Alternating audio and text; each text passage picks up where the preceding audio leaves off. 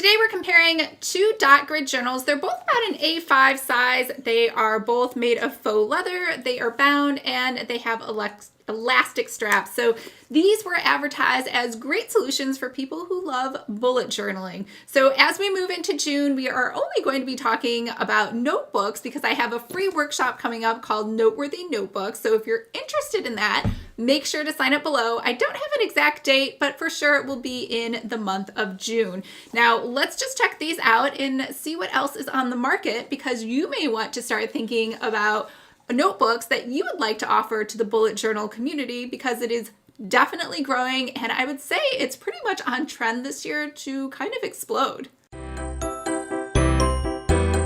Hi everyone, I'm Lisa from Pretty Fabulous, and I help online businesses create beautiful digital downloads using Adobe InDesign. So if this sounds like you or something you might be interested in, make sure to hit the subscribe button below. I post new videos every Monday and Thursday, and I do unboxings on Saturday. Now today we're just doing a quick comparison. Now the difference between the two of these is very minimal. This Scribbles That Matters is probably a true A5 size, and it was only $19.95 versus the Rhodia, which is slightly bigger, but not by much, and this was $24.95. Now, Rhodia obviously has the really strong name brand behind it, and if you've never heard of them, maybe you don't do a lot of sketching or calligraphy, but I pretty much have all of their, like a huge arsenal of Rhodia notepads, because one, they have the spiral at the top, which is perfect for calligraphy, but, and the pages are very smooth. So when you do calligraphy, the nib is a very tiny, tiny little point at the end, and it does get stuck on the ribbons in the paper.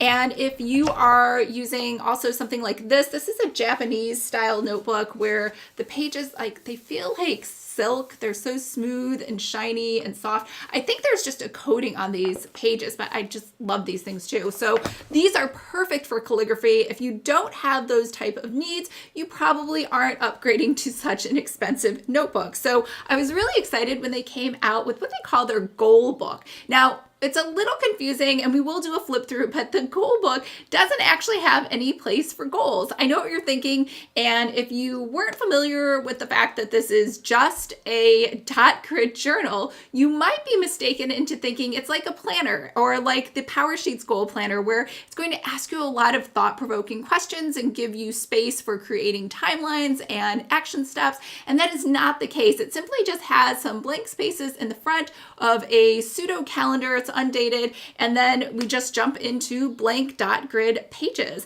Now, the other notebook, the Scribbles That Matters, didn't try to fake like they were offering any type of direction or anything. This is simply a dotted notebook, and that's it. Now, the only difference with this, and I think the thing that's most important, especially when you are going to be doing or selling journals to people who do bullet journaling, is they will always do a pen test.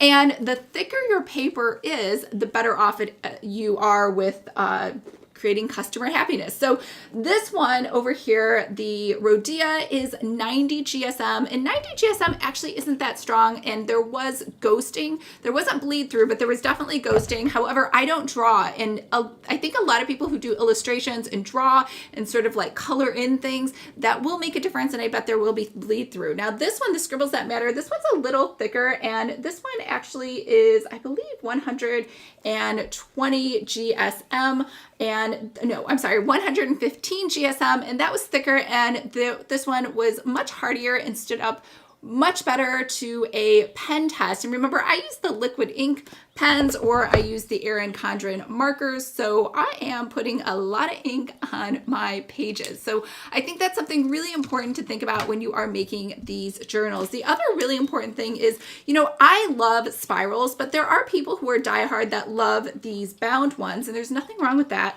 It's just a matter of making sure, and these did actually a really great job of laying flat. So you want to make sure that if you are creating things for the dot grid or the bullet journal community, your dot grid journal should lay flat. So this one also did a pretty good job. It has more of a sort of arch to it, is that right? Versus this one, which did seem to lay a little flatter just based on the pages, I think because these were so thick and the Rhodia ones were much thinner. So let's go ahead and do a flip through so you can just see what's inside. It'll be really quick because it's mostly just blank pages. So it arrives shrink wrapped all the way around. So let's pull this off. And it has a nice little orange band, which is their signature color. Otherwise, I don't know that orange and purple really go together. And it has this wraparound label, just letting us know that it's dot grid, and there's an index and the dimensions for it, and there's 120 pages.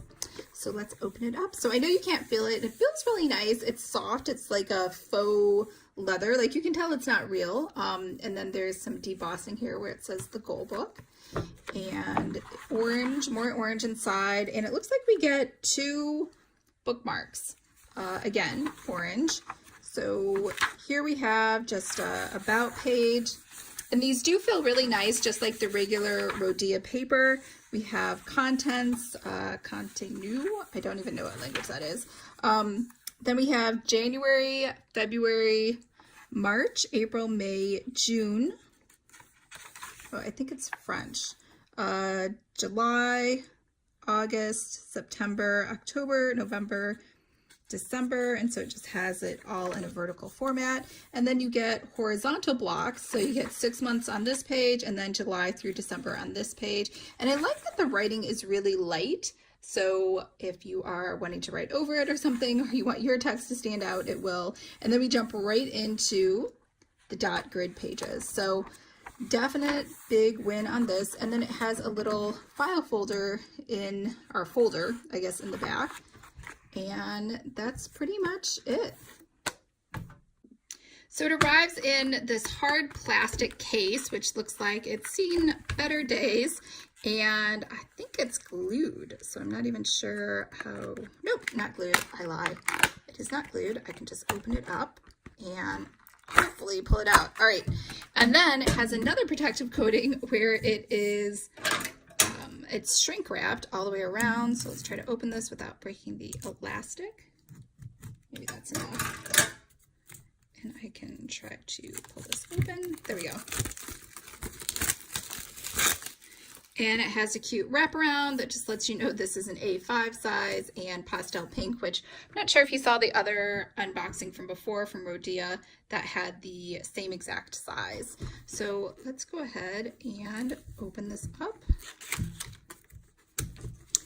And as you can see, there is debossing all on the front, this cute little illustration design, or say the front and the back. And then the spine just says Scribbles That Matter. And this looks like our pen holder. And I know you can't feel this, but this is a super, super thick piece of cardstock right here in the front. Date, the journal started and ended. And then we move right into your key for bullet journaling, color code, your index for your pages. And then this is kind of nice. The pages are numbered, so you don't always see that in your books. And in fact, in the, oh, I lied. In the Rhodia, the pages are numbered as well. So we have, looks like we have 156 pages. We get to the pen test page, and we have a page on mindfulness, again, super thick. That's just the very last page, and then a folder for papers, and that's pretty much it. So what did you think? I think if you are creating premium dot grid journals, which really is the only way to go, because quite honestly, you can purchase these for probably $3 or $5 at the dollar store, Target, TJ Maxx if you are a consumer. So you cannot compete with those journals because they're so inexpensive. So you're trying to offer more of a premium experience. I think Scribbles That Matter has a really cute design here on the front, and it is debossed. I think that is a very nice touch. And over here, Rhodia obviously just has the brand name behind them, and I think they tried to spruce it up by calling it a goal book. But again, I would have passed on the Rhodia if I knew that the pages were so thin. I guess I just didn't look at the fine print because it does do a lot of bleed through. So I think if you are trying to create a perfect notebook, I think you need something very unique, either with your cover or maybe the colors of the ribbons. Or again, I think a really nice thing to do, and they didn't do it, is to put words down here on the ribbons. It's like such a nice touch, and I've only seen a couple people that do that. And also to get pages that are at least 100 GSM, if not more, makes a huge difference. So anyways, this is definitely something that I think you should start pursuing. If you do enjoy making journals, you want to tap into the bullet journal community, and just making sure that you have high quality paper, but again, not massive quantities of paper as you saw before with the golden coil notebook. You're not trying to make a huge slab. You're simply trying to make something that's nice and good quality. So less pages are actually more. So 90 pages, 80, maybe 100, but I would not go any more than that. So if you are interested in creating your own notebook, I really hope to see you inside of Noteworthy Notebooks. That is a free course or free workshop. It's just a quick workshop. We're going to go through everything you need to know about how to design and create notebooks inside of Adobe InDesign. So I hope everyone's having a fabulous week, and I will see you guys. I don't know what today is, whatever. I'll see you guys the next time I post a video. All right, bye.